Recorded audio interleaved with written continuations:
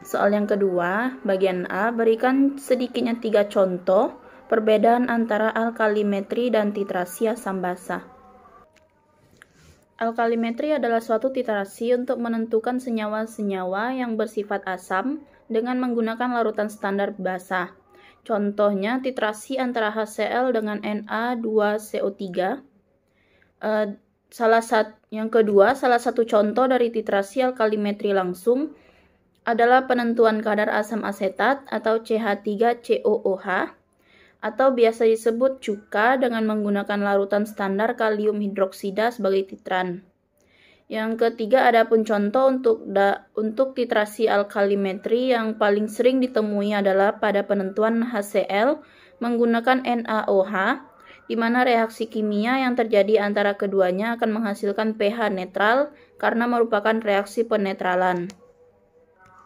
Sedangkan yang titrasi asam basa adalah penentuan kadar suatu larutan basa dengan larutan asam yang diketahui kadarnya, atau sebaliknya penentuan kadar suatu larutan asam dengan larutan basa yang diketahui dengan didasarkan pada reaksi netralisasi.